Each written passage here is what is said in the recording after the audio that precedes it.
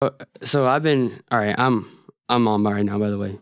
But yeah. I've been trying to get this interview for um. So I think I messaged you like a month ago on Did my you? other account, but yeah. Yo, no way! I didn't see it. No, you're good. It's well, I think it's because like it was a newer account, Mhm. so it didn't go through. I just messaged you on my other one, and that one you saw that one. But yeah, I think it's cool because like we're like close to the same age, Yeah, both bro. Hispanic, both like Catholic, both doing kind of the same thing. Yeah. I'm on YouTube more though, and then yes, you're on TikTok more. Instagram, bro. I made on Instagram. Really? Yeah, I have about I think 19,000 on Instagram. That's my main. I actually, bro, that's crazy. I never. I guess I gotta follow you on Instagram. That's crazy. Yeah, I don't do much on TikTok. I use TikTok to edit, but that's about it. Like I don't use Mm. main. Yeah, that's kind of what I do. Is like I use TikTok as like for subtitles on my Yeah, videos, but that's about it. yeah. Yeah, but yeah, let's let me pull up my questions real quick. But so like yeah, so like tell me about like were you always Catholic? Like were you always Christian? Did you grow up like religious or? Yeah. So I'm a cradle Catholic. So yeah, I was born into a Catholic family. Um, and I mean, like a lot of other people, especially Hispanics, I kind of just did it, like going through the motions and like going through CCE and catechism, but just to get it over with because your parents send you to try and plant that seed, but it doesn't really in most people. And so like I kind of just did it to get it over with. So like even in my confirmation class, like basically the whole class up until right before my confirmation, I didn't really care like for it. Um, I've like when I was little, I was very close to God. Like I would tell my parents that I would speak to God or that I saw God.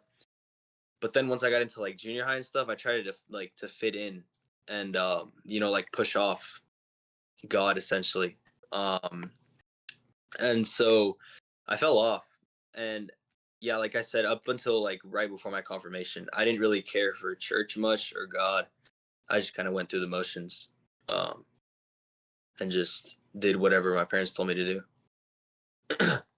Yeah, I get that. Well, I actually like despite being Hispanic, so this is what's kind of crazy about me is like my dad's actually Jehovah's Witness, Uh-huh. and then my mom's Catholic. So I didn't get baptized growing up. Like I got baptized in 8th grade. Okay. So that was pretty like I guess growing up I had like kind of like a like kind of I wouldn't say like personality. Like I didn't know where I fit in. Hmm. I didn't even know what my own beliefs were. And I remember like I think it was like my mom didn't even either because like we started going to like a Protestant church, like some like non-denominational church, and then yeah, but then we stopped going there, and then my 8th grade year, we moved to this town, the town that I live in right now, which has like 80% Hispanics, and they invited her to church, and we went, and then we started going, and then my mom asked me if I want to get baptized, and I was like, yeah, of course I want to get baptized, but after that, like there was a scandal with my priest, Hmm. and then I fell away after that because like that was the man that baptized me, catechized me, like so I just felt like really discouraged after that. But then like I think after kind of like the same as you, like I just thought I was too cool for that. Like I thought for me it was like always I thought I was just too good. Like I didn't like I don't need to go to church. I'm a good person. Um and but then I deal with like a bunch of anxiety and I couldn't like get a hang of that, like get a hold of it. Could Hmm. never handle it. And I remember one day I just felt a calling to church. Like I hadn't been to church. Like I drove myself to church. And yeah, after that, that was like a year and a half ago. And ever since then, I've been returning to the Catholic Church. Yeah, bro. Same with me. I kind of thought it was like a not a bad thing, but like I wasn't very proud of it about, because I knew like not new, but like I had basic knowledge, but Mhm. not a lot of people did. And so like I kind of thought that that wasn't a good thing. And so I remember this one time, someone asked me in the hallway, They were like, "Aren't you the kid that knows a lot about God?" And I said, "No." I was like, "Nah, I don't know nothing about that, bro." I regret it so much, bro. Like it still eats at me to this day. Like I hate it, bro. I hate that I ever said that. Um, but yeah, and so I really try to fit in with the crowd. And these people with like so-called friends that, obviously they were in like worldly vices and stuff, and and I just tried my best to fit in. It never worked out, but I just kept Yeah. going at it, bro. And like I try to force my way in, and it would never work out. Um, Yeah, I think yeah, it's like when you're that's how I felt. It's like I was trying to like especially since I was a new kid in that town, I was always trying to fit in and like no one likes a dude who's trying too much and doing too much. And that's what I was doing. I was just doing too much and I wasn't myself because I was trying to impress these other people and I wasn't happy with myself. And that's what I was telling to my mom today. We were actually having a conversation about that. It's like when you put God first, it gives you more room to love yourself and love others even better, than you could if you were just putting other people first. And that's what I was doing. Like I didn't know how to like care for other people or love other people or really like talk to other people. So yeah, that making like friends was rough at that stage of my life for sure. yeah, and like I try to fit in with a certain group of people. I still talk to them every now and then, like because I have them in class, but I don't like hang out with them or like I'm very good friends with them. But I would always try and hang out with them, and I would try and force my way in, and they didn't really like there was like one or two that did like kind of vibe with me, and then the rest of them just did not, bro. They were like they were just did not like me, um, and it sucked because I thought like I kept trying to find how do you say it like seek valid. I was trying to seek validation from them, Mm, like from them, those kinds of people. And so I never really got it, and so I was like doubting myself and like doubting everything about me, and I low key fell off. Like yeah, before that, I was like a straight A student. Before this time period, I was a straight A student. But up until this point, like I think I almost failed a class. No, I did fail a class. Yeah, I started failing, and like I was not getting A's. I was getting B's. Um, I was rebelling against my parents, dude. It was like it sucked, bro. And I was never at peace. I was like, there was always something going on, and I was always like stressing about something. I was never had like complete peace of mind. Um, and it was a horrible time period. yeah, no, bro. Like you like that's like pretty similar to me, low key. Like, well, I was never a straight A student, but I was I was never very good in school. Like, it was like I remember it's my 8th grade year, bro, and we had this thing called working lunch. So if you have missing assignments, bro, you gotta go into this teacher's room and work for lunch. Bro. I was in there every day my 8th grade year. I was, Well, bro, it was bro. that year. That eighth grade year was the worst out of all of them. Um, and that was the year I failed a class. It was because like to seek validation out of them, I would give them answers to the tests because I'd get like hundreds, bro, and then I'd give them answers. So like I got caught once, right, and then I denied it. They didn't end up saying anything about it. And then towards the end of the year, I got caught again. But this time, like, they did, like, they looked into it and everything, and they found out it was me. And so, like, they failed me. Actually, no, they failed me, and then they gave me a chance to redo it, and then they failed. I failed that. And so I ended up failing the class. And then obviously I got grounded by my parents and whatnot.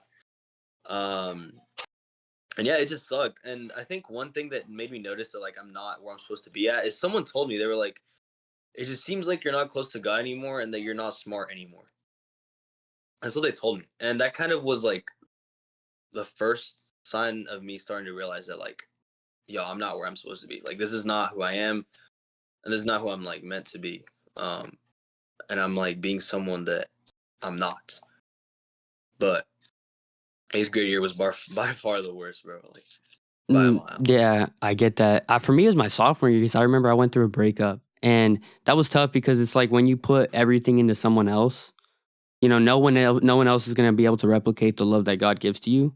Oh yeah. And if you're like treating this person like they're almost God, like almost worshiping this person, and like they're gonna bring you happiness. Like, bro, like when they fail you, when they disappoint you, bro, you're gonna be done with. And that happened to me, bro. And it's so. And another thing is like I also have had 3 ankle surgeries in my high school. So freshman, sophomore, junior year ankle surgeries, and that like really affected me. So I lost sports. You know, I lost that girl. So I was destroyed, and I was rebelling against my parents. Like it was actually really bad. Like, you know, I'm gonna get vulnerable here, but like I remember like my mom had to call the cops on me one time, or I was just like screaming, like going crazy. And that was like when I think about that, it makes me so sad because like now I look at my mom and I just have this like much deeper like reverence for her, and I just like I appreciate her so much because she's given me so much. But I can't believe like I was at a spot in my life that was so far from God that I allowed that to happen. But I never really like had that example of like I never knew that like I needed God. You know what I mean? Like I didn't grow up around that stuff. And then I remember my friend invited me to church one time, and then I went, but it was like a non-denominational church, but still like it's better than nothing. Yeah. And then, but then I remember I just like felt this calling to go back to the Catholic Church, and I just started going alone. Like for like a good like 4 months, I went alone. My family didn't go; it was just me. So Yeah, and so me too, bro. Like I said, I started rebelling against my parents. And so it probably wasn't to the extent that maybe like yours was. Like you said, you got the cuffs on you. But yeah. So in that eighth grade year, this was the first time I had a relationship. Um, and so I was kind of stupid. Like I didn't really know what was going on.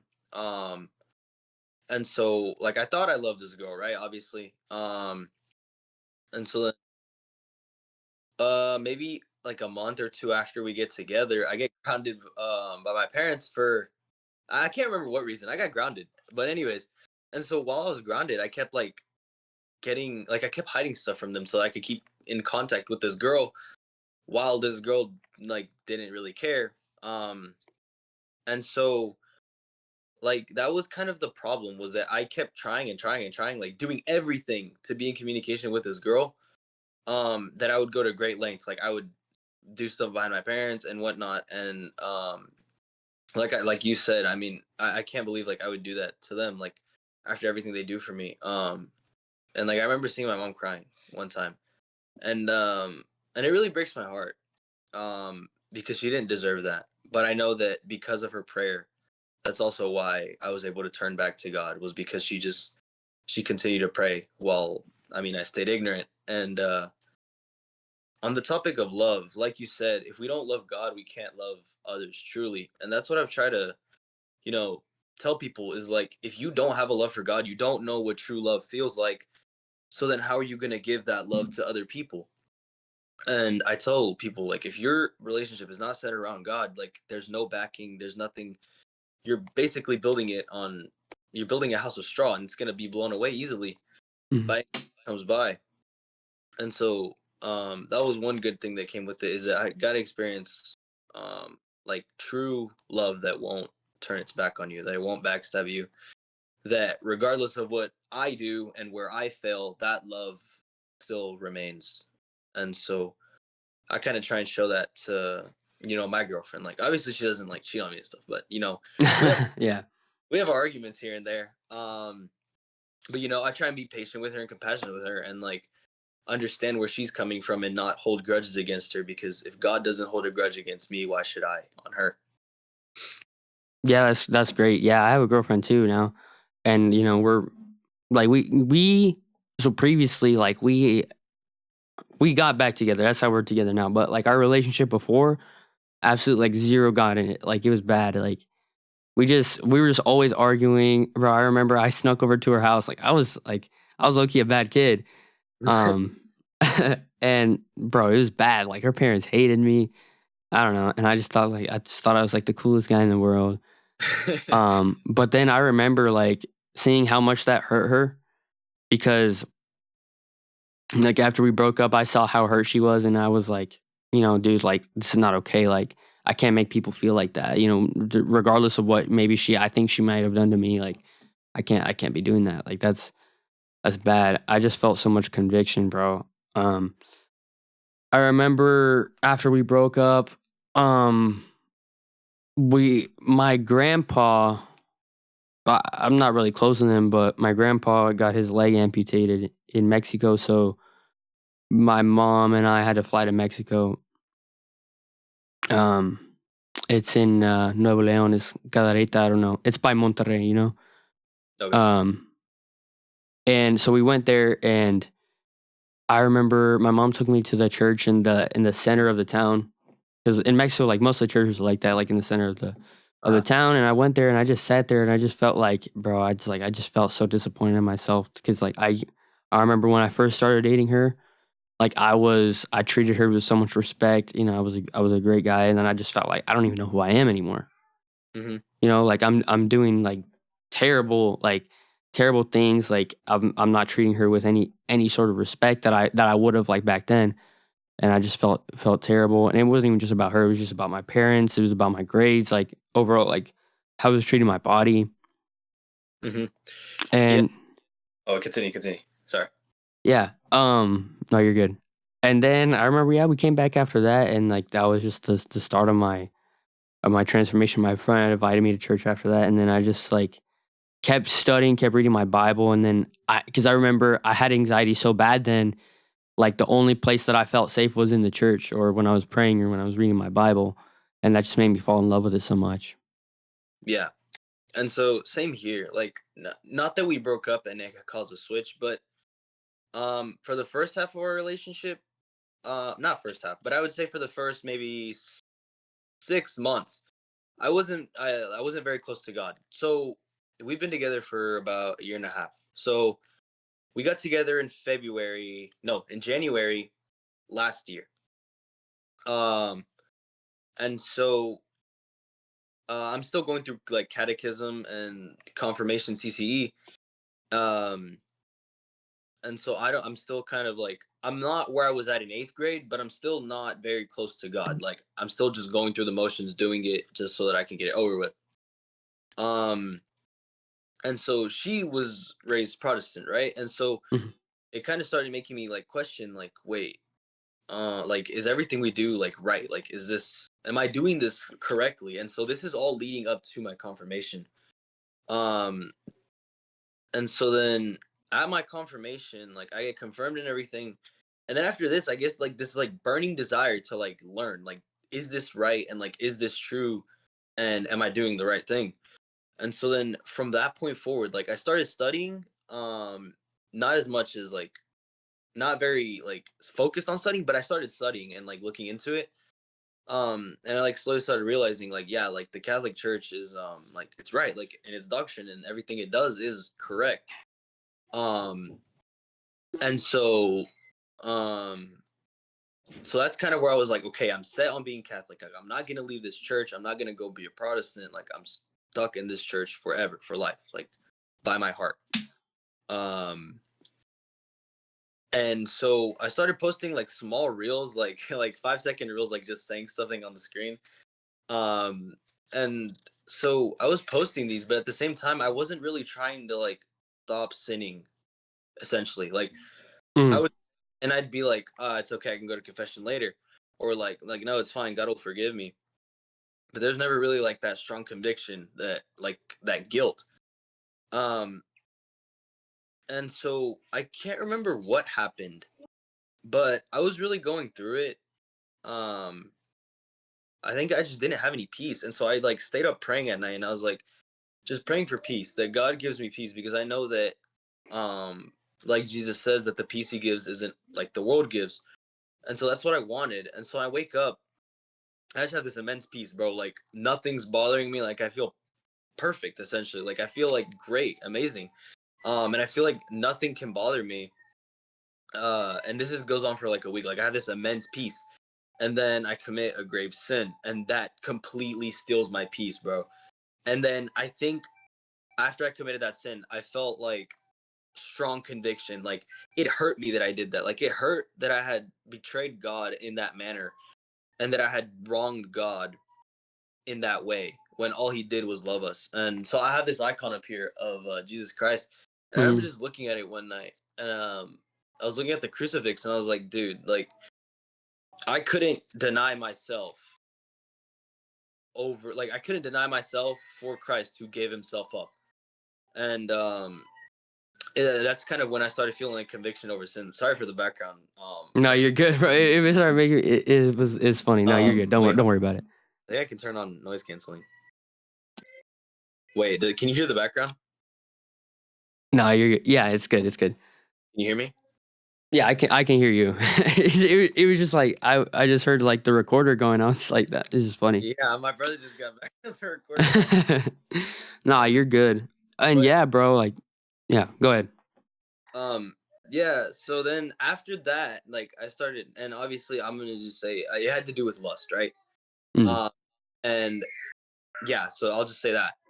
Um, but so from this point on, I actually started feeling conviction for my sins and feeling guilt and feeling bad that I am wronging God and like genuinely trying to make a shift and trying to stop, sinning and making mortal sins. Like obviously, I still struggle with and I still do struggle with venial sins. I'll say like controlling my tongue, bro. Like that's a hard one for me. Like when I get mad, bro. Like Yeah, I I get yeah.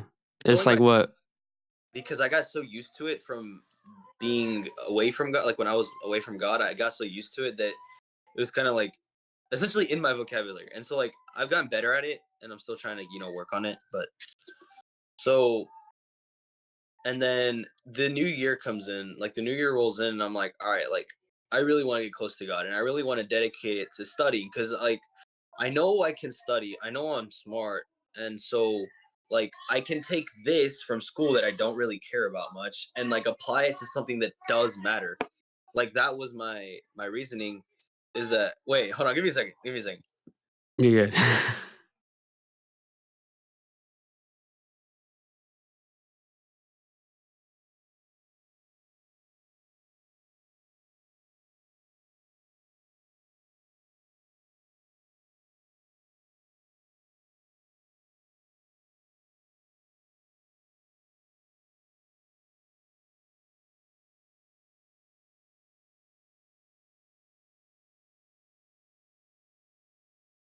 All right, I'm back.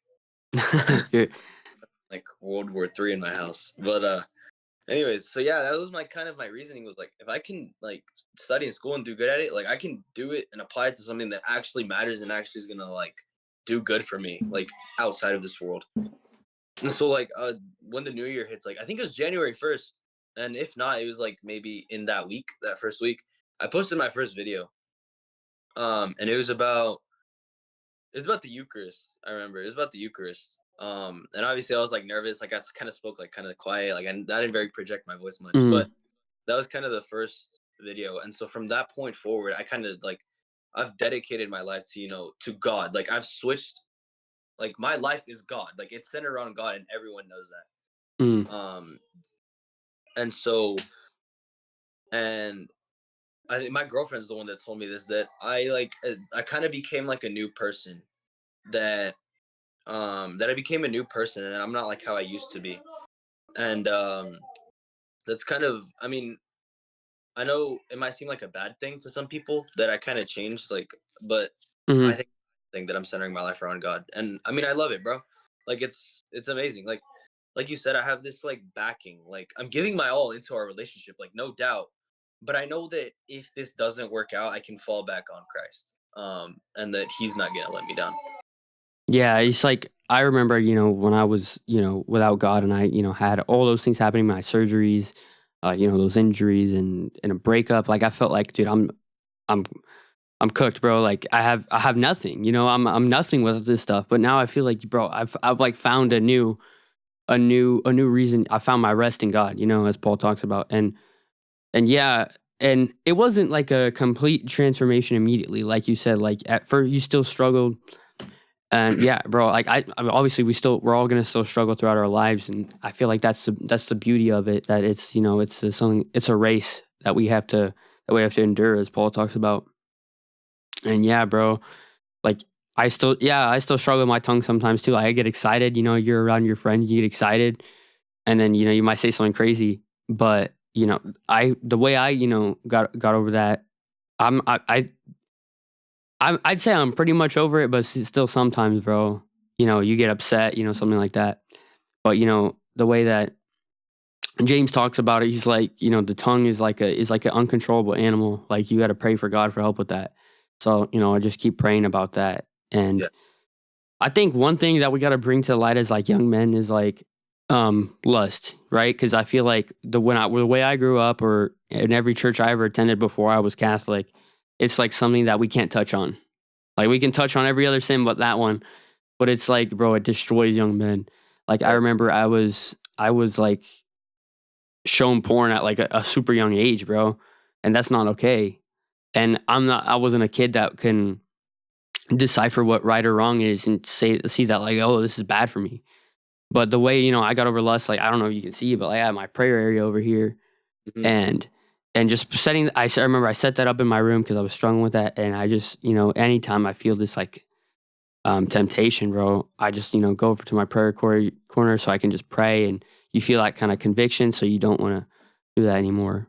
And yeah, like um, I remember the way I found like the church was the truth. Like I remember I just attended it, but I never really thought about like, okay, well, there's so many churches. Like there's a church across my street. There's another church across the street there. Like which one's the true one? And one time my friend, he's not really my friend anymore. Like, we're cool. But after this, I think it was like when I started moving away, is when I had a Saint Benedict medal. It's actually this one. It's a Benedict cross. And he said he grabbed it like that, and he's like, there's no Catholics in heaven, is what he told me. And he's like non-denominational Protestant. I was like, oh really? I'm like, so bro, I was like, I was mad, dude. I was fuming. I was like, I think I forgot what I said. So I was like, oh, so for the first 1,500 years of Christianity, no one went to heaven. And then my other friend, who's like started glazing him, he was like, "What you got? But yeah, you guys are like idolaters. Like you guys have statues and stuff." I'm like, what's wrong with that? I'm like, what's wrong with having a statue of a saint who paved the way for Christianity, and Christ worked through him? Like, what's wrong with that?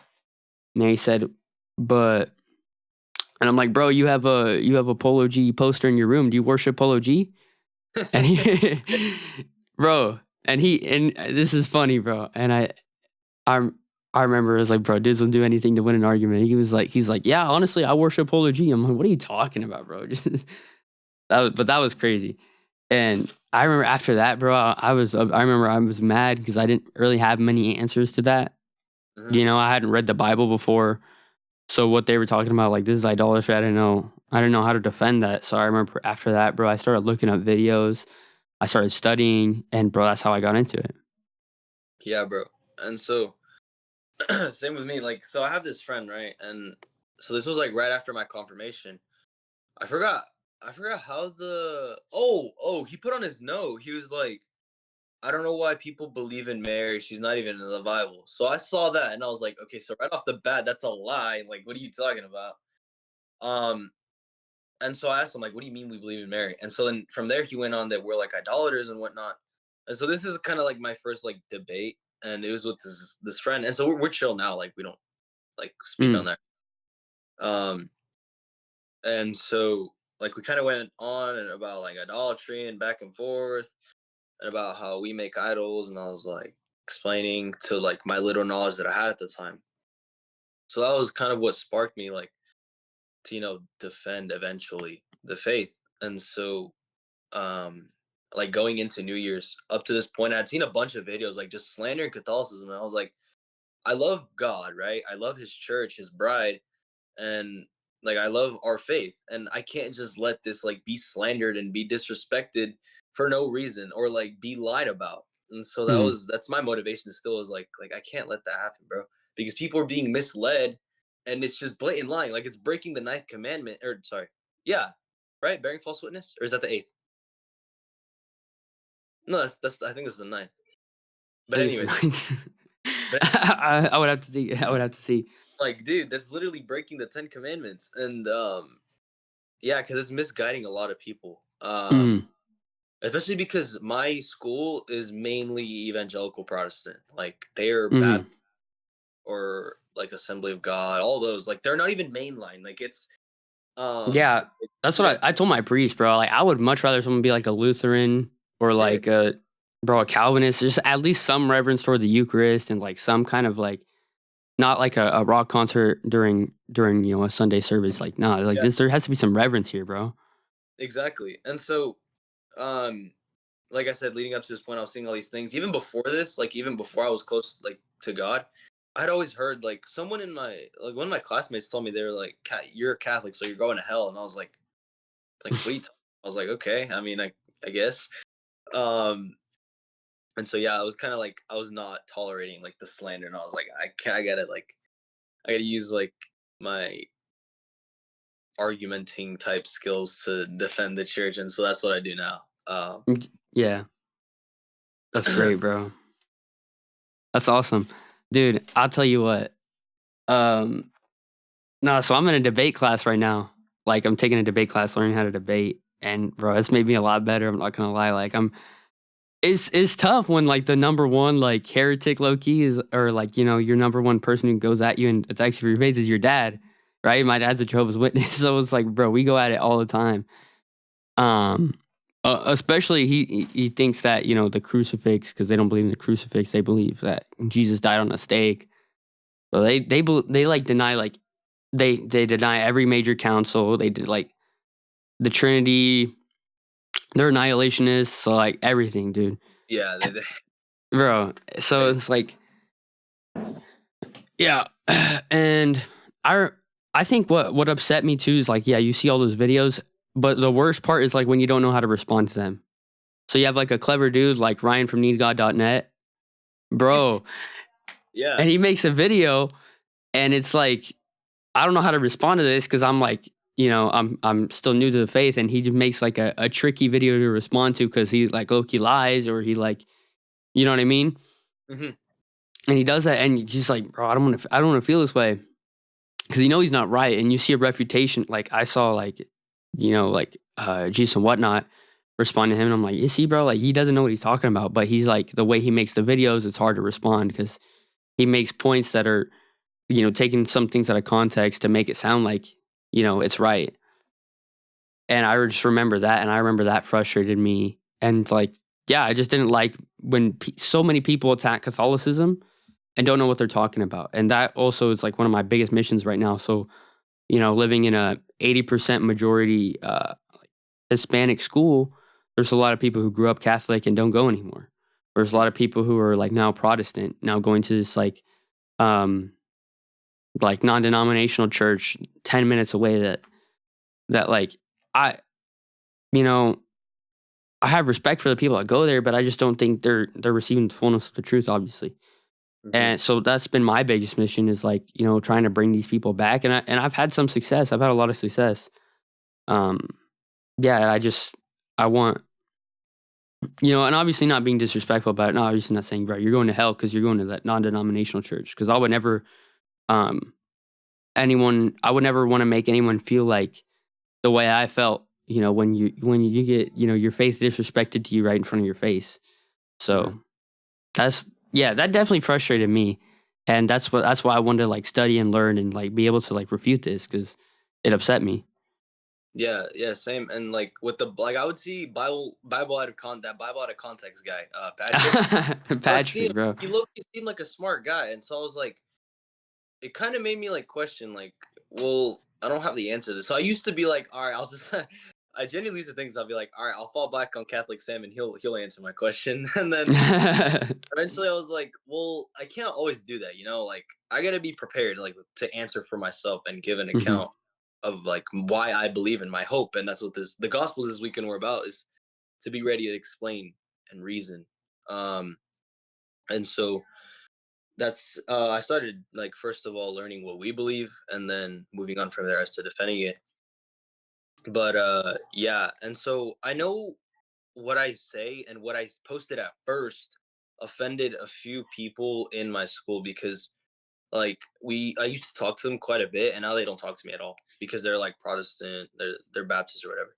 Mhm. Um and so it's kind of like you can feel the tension, but I don't really like bring it up. Like I just kind of like act like nothing's wrong, and then they're kind of the ones that are like like off about it. Um, and like it's just a little bit sad, but like I mean, at the same time, like who cares? Like if I'm defending the truth, bro, then like by all means, like I don't really care what happens. Yeah. I feel But like there's a difference. It's like if someone's like going out to like, I'm not gonna go and like try to spark up a debate with someone like, hey, you go to this non-denominational church, bro, that's false. yeah, I'm not gonna do that. But if someone says something about Catholicism, like, of course I'm gonna defend it. Like, what? yeah, and just the thing that kind of like bugs me sometimes is like they'll say stuff to my girlfriend, but they won't ever say it to me, like at all. They won't say nothing to me to my face at all. They'll say it either behind my back, and my friends will hear it, or they'll say it to my girlfriend, and my girlfriend will tell me. And so it's like, dude, just come tell me, bro. Like I'm not gonna crash out on you. Like just tell me. Like if you Yeah, problems, like just come tell me, and I'll try and like sincerely talk to you. Like I'm not gonna start bashing you because you're evangelical. Like I don't really care. Like we all believe in Christ, like obviously, and so like I'm gonna try and help you out the best as I can. But that kind of does bug me that they like tell my girlfriend off sometimes or tell her stuff, or they kind of like they judge her and they said this at their youth group one time is that she's confused and that she's lost because of me and whatnot. And I was like, dude, I don't think she's the one that's lost, but all right. I yeah, bro. mean, It's a lot of ignorance, to be yeah, honest. It's like people, who say like Catholics aren't Christians, brother. Like you got to understand everything you know about the Trinity, everything you know about the Bible itself. 1,500 years of theology all came from Catholics, bro. yeah, Like you gotta realize like really, yeah, like really everything is from Catholicism. yeah, Now, whether you disagree with some things or not, that's different. But my goal is not to convert people immediately, but at least get them to respect Catholicism. Like I respect that my friend, he goes to, this is his non-denominational church, and that's where he wants to be. All right, fine, I respect that. Um, but it's like you're also not going to be disrespecting my faith. Like we can talk about it, and we can have civil discourse about it, but I don't you shouldn't be disrespecting Catholicism, because in reality, whether you think that the church in Rome is a different church than the original Catholic Church that Ignatius talks about, I mean that's fine, but you still gotta realize like that's where this church comes from. Like this is still the same church. yeah, yeah. That's kind of my thing is like if you're gonna be evangelical, like okay, fine. Like if that's what you want to do, like if that's what you like if that's where you feel God, like okay then. But yeah, like you said, like the slandering, like I'm not gonna tolerate. Like we can talk. Like I'll explain stuff to you. I'll try and help you out and like make you like help you understand like why we are Christian. But like if they're just gonna keep slandering, then I can't really like I'll respect them, but what they say I can't really have much respect for. And I know a lot of them, it's not like ignorance of their own. Like they're kind of just like fed the same lies over and over again by their pastors or whatnot. And um and so I know a lot of them like kind of don't know any better, but I know there is some of them like do understand like that it's possibly not true because a lot of them do like or not a lot of them, but some of them do watch my videos and they understand like that they are being lied to a lot and that a lot of the things that they are told are not true and that they're just lies to misrepresent Catholicism. Uh and so it's like a big poison in my city. Like someone said that we have like a completely different Bible and that you shouldn't read from the Catholic Bible and I was like, dude, like if I could go to like John 3 and it'd be the same passage. Like it's not, it's just that we have the Deuterocanon and y'all Yeah, don't, but tripping, bro. uh, we have the same passages. But yeah, it's a lot of misconceptions that are like that suck. Um, Yeah, it's frustrating, and I forgot what I was gonna say. But yeah, it's um and I got that one friend that said that to like end up changing his stance on Catholicism. And one time he sent me an article trying to like prove Catholicism false again. And it was talking about Canon 10 of the Council of Trent, where it says, um, if someone says that they're justified by faith alone, let him be anathema. yeah, Bro. But it says, if someone says the impious, and I told him, like, the impious means the unrepentant. Hmm. God, like, so you have to show repentance for you. Like, you have to cooperate with this grace of God. Like, Yeah. God is all, like, I can't earn, God coming to me and finding me and transforming me. I can never earn that. I can never earn his love. I can never earn any of his grace. But I still need to cooperate with it, and I still have free will, and I have the choice to either accept it or reject it. And God is not going to force someone to heaven. So if someone's rejecting it and not repenting, and I showed him, like, Canon 1 literally says if someone says they're justified by works, if someone says they're saved by works, let him be anathema. Like, so I just told him, like, because I guess he was doing this study with his pastor. I'm like, yeah, bro, like, I'm glad you're studying. And I'm glad you're studying more church history, but you got to realize a lot of this stuff is biased and like it's not painting the full picture. I said, bro, in 1999, it was like 5 mainline Protestant churches, which would be where you get your theology from, had a joint agreement that we're saved by grace through faith. Now, how we receive that grace might be a little different, like how we receive that grace, but still, we still believe, like, it's not a works based salvation. I think that's the thing that frustrates me the most. Yeah. Yeah. And I think in that same canon, you said Council of Trent, Canon 10, right? Yeah.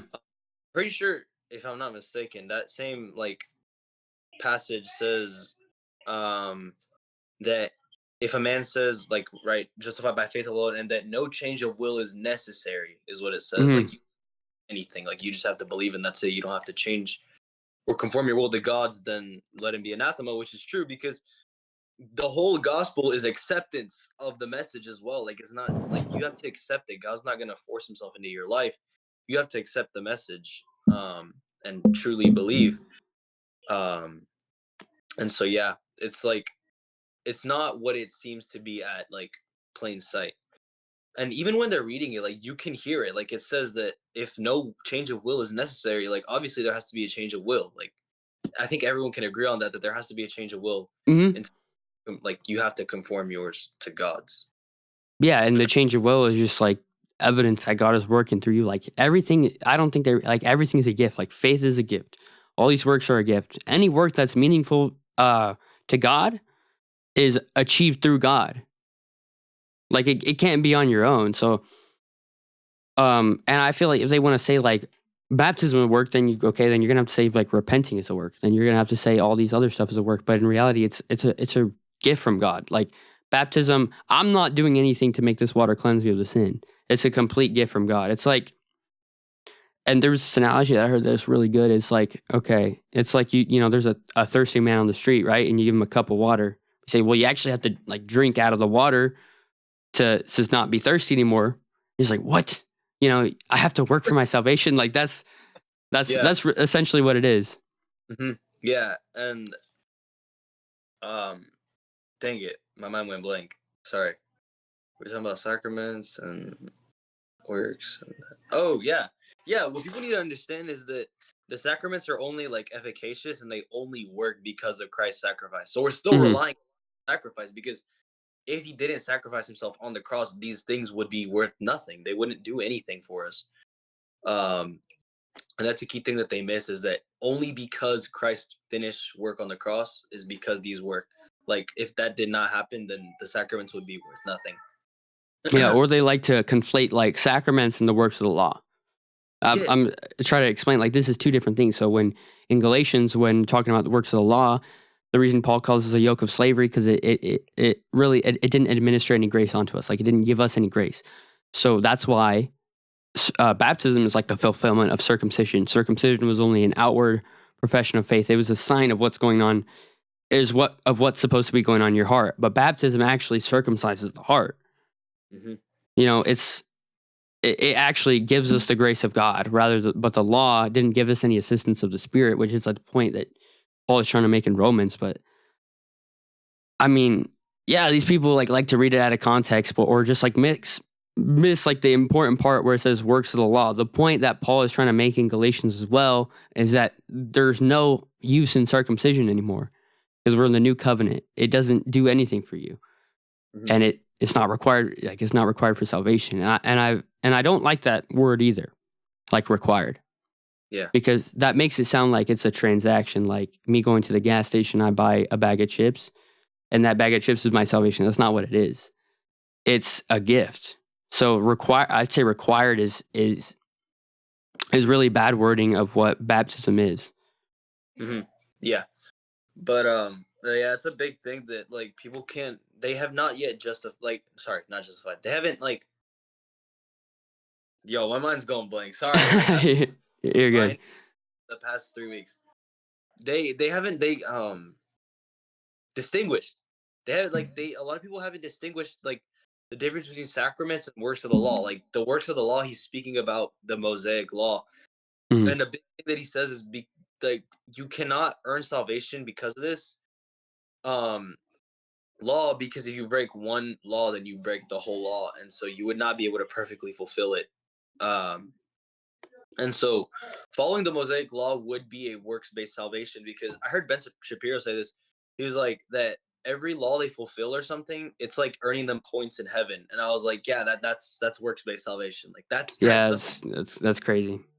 that's the And perfect. yeah, and it was there to make, sin visible to the Israelites so they knew what sin was, but in reality it didn't help them combat sin. The only thing that can do that is the assistance of the Spirit in our lives. But yeah, I want to move on from that and ask you, like, who's your favorite saint?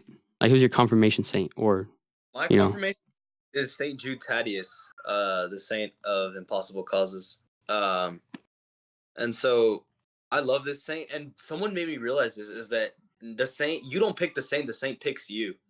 mhm. Um, and so for a while there, I was like after I had like I was slowly changing and getting close to God, I was like, well, I really only picked that saint because it was kind of like a trend, like Belico, and I was Yeah, like, I thought he was like tough, like yeah, and like while I wrote my essay for it, like I did notice that he's like a really good saint.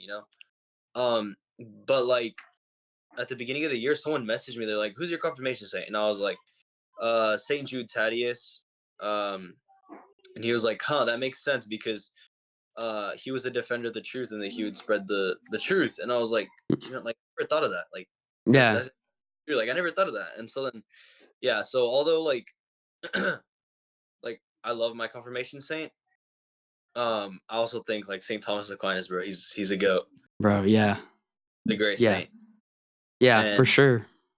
I've been reading the Confessions of Saint Augustine. His work is pretty good too, because I think I can correlate a lot of what he went through in his early like and young life, like to me, how I was. And so that book's great. And Bro, like, bro, you keep stealing the words out of my mouth, bro. That's crazy. Um, yeah, San Judas, bro. Like, you know how Mexicans are about them. How them? I yeah, saw a TikTok. It was like, bro, check out this San Judas, bro. This is tough, bro. Like, and these yeah, bro. guys have never been to church. Like, it's Yeah, funny, but like I don't want to cast judgment, obviously, but he does like vices and stuff. And but he has like a big old San Judas chain. I'm like, dude, like, do you know who he is? Like, come yeah, on, bro. That's like it's respect, bro. it's hilarious. Yeah, But when you actually learn about him, it's like, well, this dude's actually like awesome. yeah. All the apostles are awesome. Um, but yeah, I actually have my confirmation. I keep looking at it. It's my confirmation certificate. I have it That's right here. awesome. But Well, actually, yeah, I got all my Well, I got like baptized, confirmed, and first communion all at the same time since I was a convert. mhm. Um, but I guess our secretary, old parish secretary, never submitted it to the diocese. So I guess to the diocese, I was never baptized or I was never confirmed. I was Yeah, like, yo. So I guess I technically got like reconfirmed. I didn't get reconfirmed, but like it was like I actually got my certificate like not too long ago. But okay. my confirmation saint was Saint Benedict. Um, I had no idea who he was whenever I chose him, but like you said, like the more I started learning about him, bro, he's awesome. Like he was like, you know, the Benedict medal. Like Yeah, he started his own religious order. He cast out demons. Like he was awesome. And then yeah, like you said about Augustine, like his book of Confessions when he talks about like I think it's book 3, chapter 1, where he talks about like I like how he was in love with the idea of loving, but he didn't know yeah. what love is until God showed that love to him. Yeah, I love that, bro. That like that verse or that like quote, bro. That is amazing. I was in love with love itself, but I did not yet know love and whatnot. And then there's another one where he's like, "Our souls are restless until they rest in you, O Lord." And that one's a Yeah. good one. I was gonna bring it up earlier. So that's kind of how I felt. Like I was kind of just like I was jittery. Like I was always just like anxious about something until like I found God, and then I finally found like true peace. Yeah, and just like everything disappoints you, Yeah. right? It's really frustrating. And yeah, I think with, doing apologetics, like you definitely this is it's a very like spiritually like dangerous like task, right? Oh, sure. Because bro, I've struggled with this so much, and I told Dion about this, and he agreed. Like, there's times where you're just studying so much, and you almost like neglect your relationship with God. Hmm. So you got to find that like healthy balance where, okay, I'm making enough time for God, and I'm also making enough time for apologetics, and I got to be fruitful during the apologetics. You know what I mean? Hmm. Yeah, I know what you mean. And yeah, it is sometimes like not anymore. Like, but sometimes like I'll have weak moments, and I'll like sometimes start questioning like, dude, like I'm not like I didn't technically, but like I got dog walked yesterday in a debate, but it wasn't a debate. I like showed up, and it was like talking about water baptism. And I was just gonna ask a question because I go on TikTok live, but I just go Mhm. to like see people's perspectives. Like I don't go on there to really debate. And so this guy was like already crashing out, and so I got like yelling, bro. He was like yelling at me about like asking questions, and I was like, dude, I just came on here to ask about First Peter 3:21 and how you think of that. And he was like, no, you're on my panel. You're gonna answer my question. I was like, okay. So I really stayed silent throughout the whole time. And he like brought up Cornelius, and so like I just said, my mind's been like foggy for the past few weeks, so I kind of like can't really think straight for like sometimes. Um, and so like, I kind of lost my train of thought, and I was just like, I didn't even know what was going on. I was kind of just sitting there in silence, and it was like a 9v1, bro. He had like 8 goons in like in the panel as well, like back, and they were like, "You be praying to Mary to help you or whatever." It was funny, bro. But I didn't really do anything, so like I guess he technically won, but I didn't really say anything. But Yeah, yeah, like it can make you question. Like I not really, but like if you're not too strong, it could make you question like a lot. yeah, Um, and yeah, that's why we should. That was yesterday. That was the second reading. Like, always be prepared to make a defense. Yeah, because like that's we got to do that, because like if we don't, like then we're gonna be questioning our own faith. And so what was he saying about baptism? Or like what was he asking you? well, so the prompt was does is I think the prompt was somewhere on like along the lines of water baptism is not necessary for salvation. So I was like, all right, I just want to see how he reconciles with First Peter 3:21. So I got on the panel, and like he was already crashing out on someone, and I was like, yo guys, let's keep it respectful and calm down. And he was like, you know what? And he brought me on. He started crashing out. He was like, you don't tell me to calm down, this and that. And I was like, yo, bro, chill out. Like I'm not even. I just want you to like be respectful and be like courteous to each other. And so he was like, his first question was like, if you don't have the Holy Spirit, are you of Christ? And so I obviously said no, because I think it's Romans 8:9 that says if you don't have the Holy Spirit, you're not of Christ. So then he goes to Acts 10 and he's like, well, Cornelius received the Holy Spirit before getting baptized. And so then like right before he started talking about that, like my mind just went blank. And so I was kind of Mhm. like sitting, and I was like hearing him talk, but it's like the thoughts were just like passing through like one ear out the other.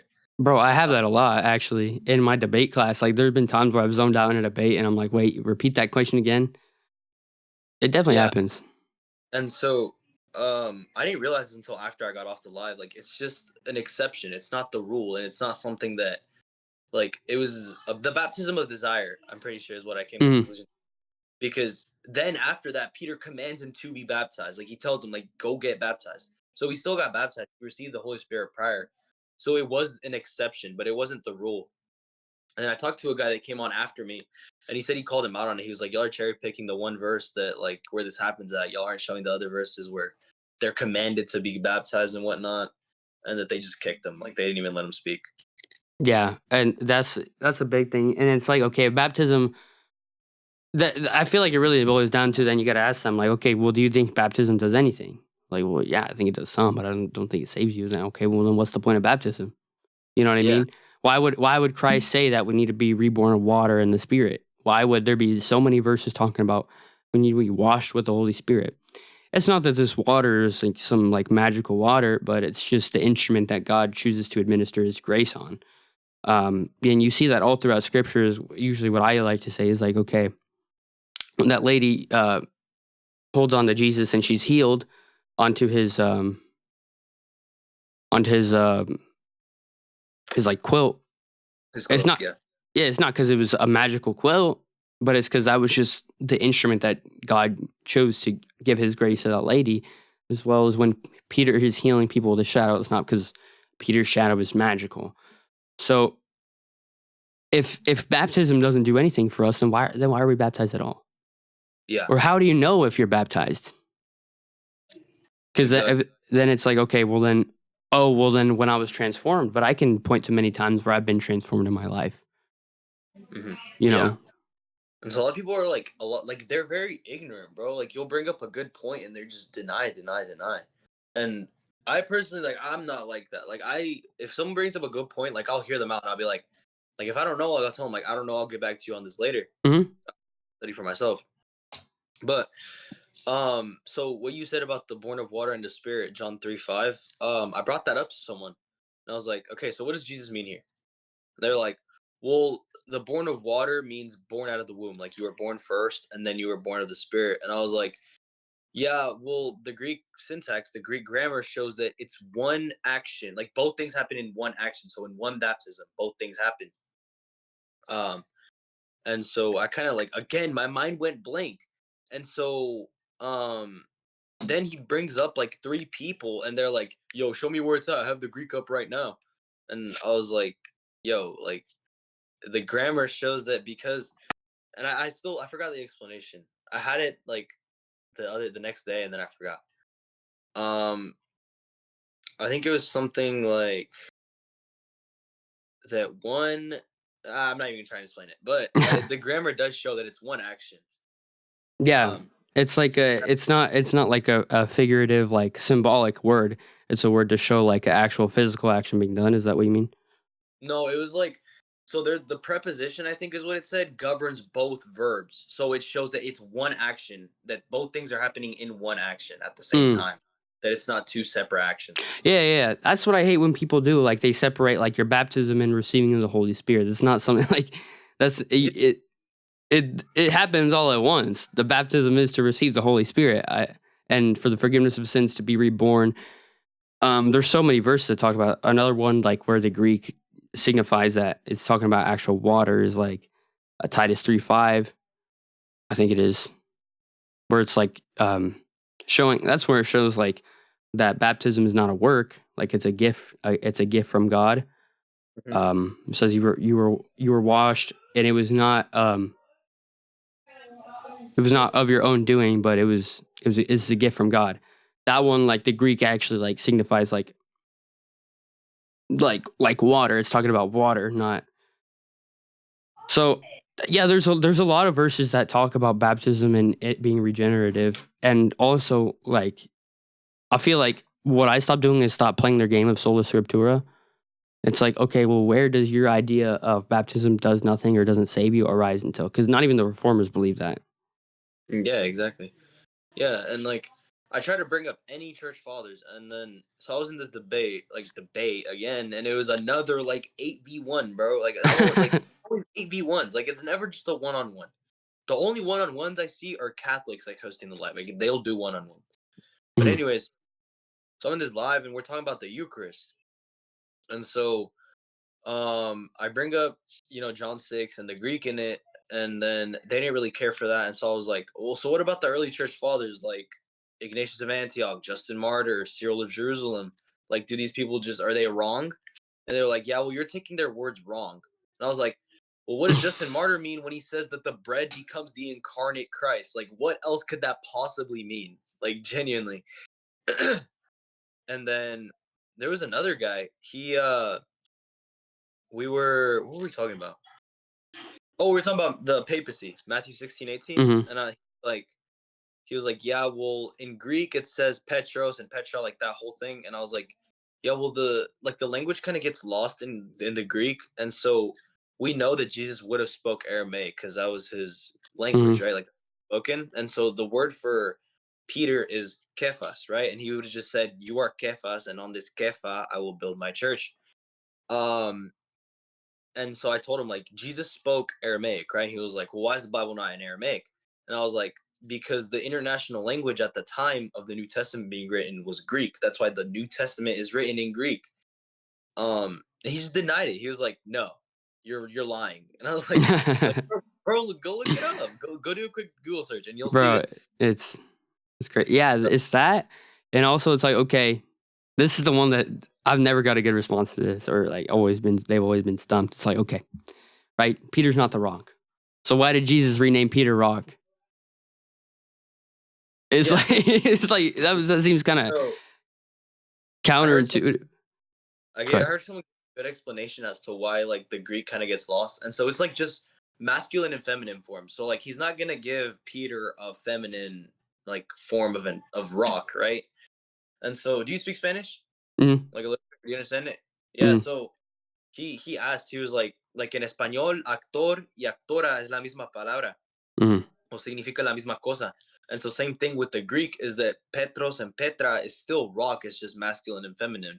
mm. And the guy like crashed out. He was like, "Yeah, well, I don't care about Spanish." She was just like, "Oh, yeah." But it's just showing how the language works, and like if you don't have an understanding of this language, then interpretation can vary. Um, Yeah. which is what I think a lot of people misunderstand. Yeah, bro. Are you so yeah, so you're Mexican, right? Mm-hmm. Where's your family from? Bejucos. This would be Estado de Mexico. It's about like 3 or 4 hours away from El DF, the capital. Mm, Uh, yeah. so it's it's kind of a drive, bro, because it goes through the like mountains, bro. Like I still remember that drive. It sucks, bro. It's just turn after Where'd you turn. say it was again?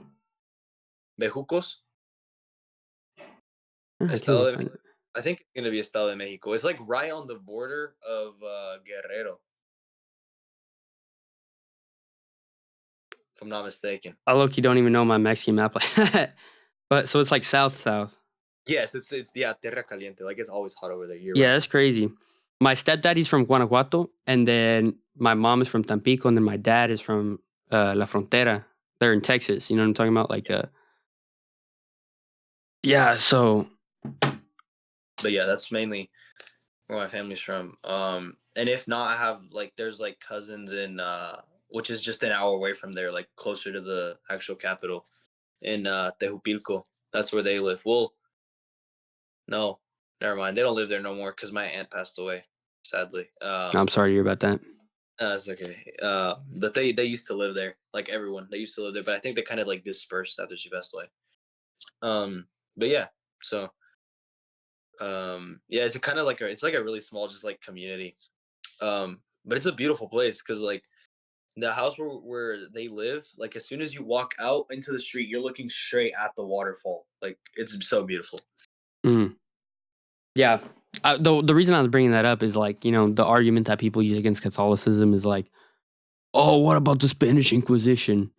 Yeah, yeah, bro. I just made a video on that. It was like, yo, it was like something that I don't understand why Mexicans are Catholic because it was forced on us, and that believing in Catholicism is believing in a white man's God. And I was like, okay, 100 like straw man's in one, and so a lot of people forget like La Virgen de Guadalupe, like she appeared, and that's why people converted, not because they were forced into it necessarily.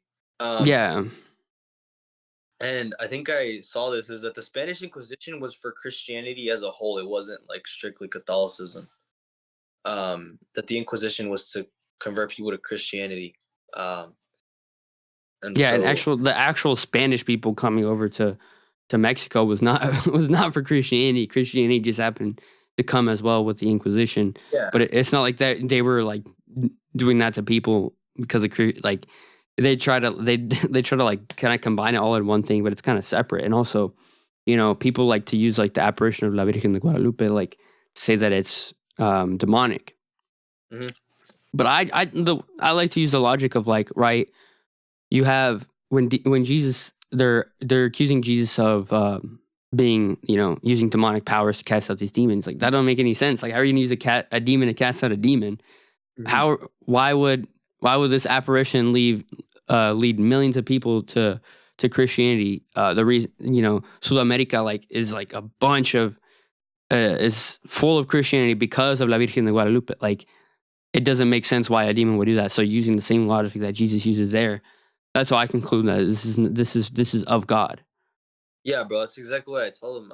I tell them, like, yeah, so a demon's gonna pull away people from sacrificing their children to pagan Mhm. god to believing in Christ, right? Like that's exactly how demons work. And then I bring up like that, like a house can't stand divided.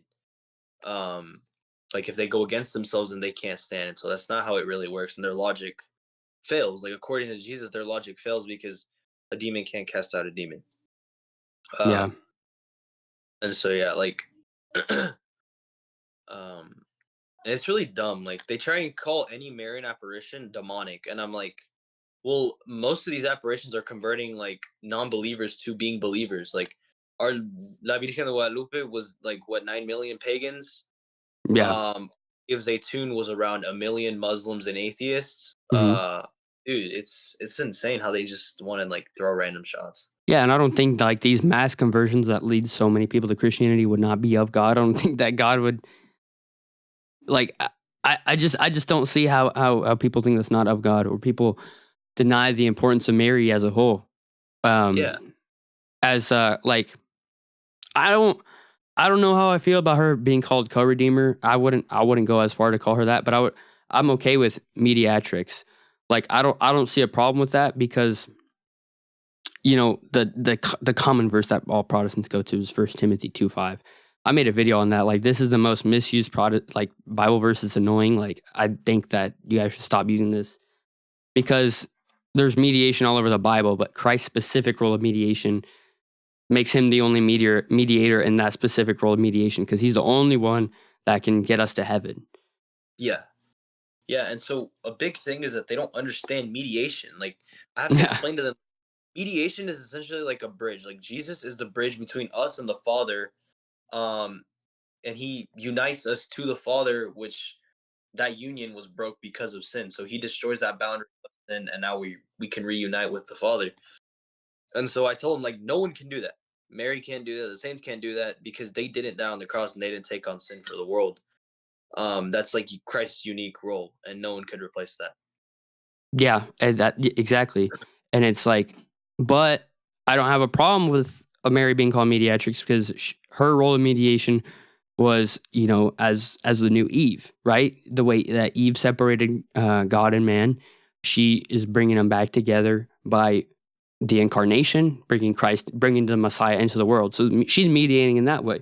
And I show also like how there's mediation all throughout the Bible. Like the writers of the Bible are mediating the word of God to you. They're writing. They're being mediators in that scenario. So it's not that mediation is not possible. It's just that Christ's specific role of mediation that he had was, yeah, or like the Theotokos. Like people want to deny that one, but that's not even a role. That's not even a title given to Mary to glorify Mary. It's a title given to to strengthen the hypostatic union. Exactly. Yeah, it like pushes further that Jesus is God. Like I don't see the problem with it. Bro. I genuinely never have seen the problem with it. Like Mother of God, like it kind of clicked. Like for some people, I can understand the confusion because I guess they could take it as us saying that she's the mother of the Godhead. Uh, Um, but even like just simple explaining, like it can make them understand like Jesus is God, Mary's the mother of Jesus, therefore Mary's the mother of God. Like it's not like it doesn't take rocket science to understand like that she's the mother of God. yeah, there was this one TikTok that Jesus and whatnot responded to, and it was this dude, bro. He committed like 20 heresies in one video. He ended up saying like, yeah, all right, saying that obviously Mary's not the mother of God. Then he started saying how talking about like Mary only gave birth to Christ in his human nature. Then saying how um Jesus is a created being. Like, bro, what are we talking Yeah, about, bro? it was like Mary ain't your mom or something. Or no, is it not recent? What what are you talking about? Wait, say that again. You said Jesus and wait. Jesus and whatnot responded, right? Was it some Yeah, guy? There was a guy that was like, he was like, Mary ain't your mom, and I was like, okay. I responded to that same guy on a different video. It was about let me like check. baptism sacrament, It but was it was this no, it was this like white guy. It's this video. I don't know if you can see. yeah, yeah, it's that guy, Yeah, yeah, yeah, yeah.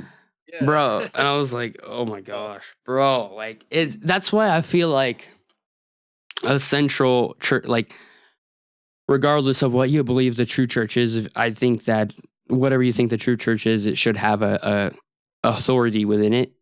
So to prevent that thing, stuff like that from happening, like Yes. I pray that no Catholics think that, but you have a less chance of a Catholic thinking that than an evangelical thinking that because of the binding authority of the church Yeah. has that to set doctrines and avoid heresy because heresy is very dangerous. Mhm. Like it it leads to a lot of bad things. There was a reason why the apostles were had to defend against heresy, like saying that circumcision was required for salvation, stuff like that. Yeah, like if we read, like we see that all they're doing is combating heresy that springs up. Paul, all he did was combat like heresies being sprung up in churches. Like it's not something that's new or like it's always been a thing. It's gonna continue to be a thing, obviously. But like you said, there has to be that center, like that foundation of truth, like Paul says, that has to like cut these heresies off that are misleading and misguiding people to Hmm. like beliefs that are not Christian. Yeah, Um, absolutely. I see you got a Bible there. Is that the Ignatius Study Bible? yes, bro, it is. I could tell by the foot in the word study, bro. Yeah, Yes. I have two of them. I got the new personal size one because like that one's massive, bro. How big is the personal size one? Is it like you can hold it in your hand? Yeah, it's Like like yeah, it's I feel like I said this in my review of it is like the camera doesn't do it justice of how much smaller it is. Like it's mhm. actually a lot smaller when you have it in your hands, bro. Like low key, I said if you're someone who only has your Bible at home, then I don't think it's worth it to buy a new one. But if you're someone who like wants to move around with your Bible, like take it places or like go to a Bible study or like read on your couch or read on your bed, then low key, I would get it. I think it's worth Yeah, it. thing's huge. Like I took it to Waco when we went to a wedding like a few weeks ago. I think it was like Hmm. 2 weeks ago. Dude, this thing felt like I had like a console in my backpack. It was Bro, huge. for real. It filled the whole bag and it was like heavy. And I was like, dang, bro, this thing Yeah. is like Here, big. I'm gonna show you this Bible I have over here, bro. This thing is sick.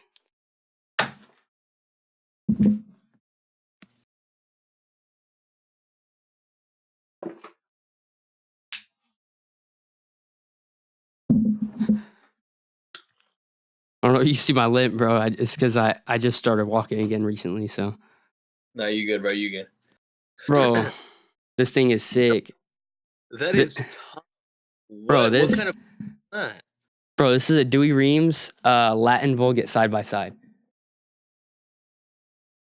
wow.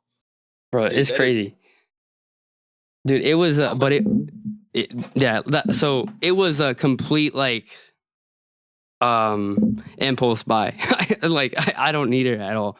Obviously, like no matter what Bible you have, you get no, close yeah, to me either. God. I have one, two, three, four, five. Five Bibles. One of them is just the Gospels, but I have five. Um one in Spanish. I have this Ignatius Bible. Uh I have this older Bible. It's not super old, but it's like decently old. I think it's like 1970, so it's not like too old. But it is Douay Reams. Uh Dude, and it's then I have I love reading what? I love reading the Dewey. Go ahead after that. Sorry, I didn't mean to interrupt you, but like I was saying, I love the Dewey Reams. And then I have this is an evangelical Bible. I don't even know why I have it, but I think it's the New Living Translation. I've never heard of it. And then I have my Spanish Bible um, with the Deuterocanon. So I'm guessing this. I don't know if it's Catholic or not because like the things I don't know. I Let think me it see. might. It says like sorry, the cover's ripped off, but it says like like this, Santa Biblia con Deuterocanónicos, and then the actual like contents, like I mean, I would assume it is. I would hope so because it was given to my grandma's only given me this. She said it was given to her at a Catholic like event. It was called the Walk of Emmaus. El Camino de Emmaus is what it's called. Yeah, so Um, yeah, so this one, bro, it's awesome. I like obviously didn't need it, but I remember I had surgery, and I was like, it's just an impulse buy, but it's definitely sick, and the Dewey Reams is definitely fun to read. But I use this one for like my daily readings. I go over there, pray on, read the daily readings. That's what that's for. I don't study with the Dewey Reams though, because that'd be low key crazy to study on. That's yeah, I've tried it before. It's hard. I study with this one, with the Ignatius one, and then I have my catechism right here.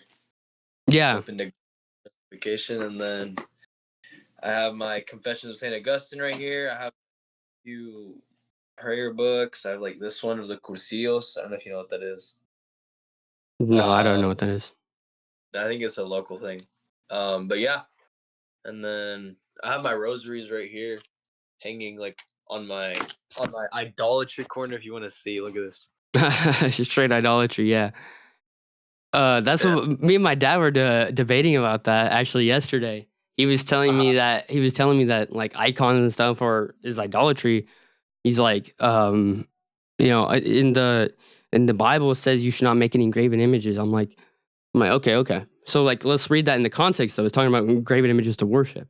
The reason God commanded Moses to make the cherubim on the Ark of the Covenant, the bronze serpent, and actually, the bronze serpent was okay until people started worshiping the bronze serpent. So that's what's wrong. It's not that having an image in and of itself. It's like, but that was only a specific situation where God commanded that.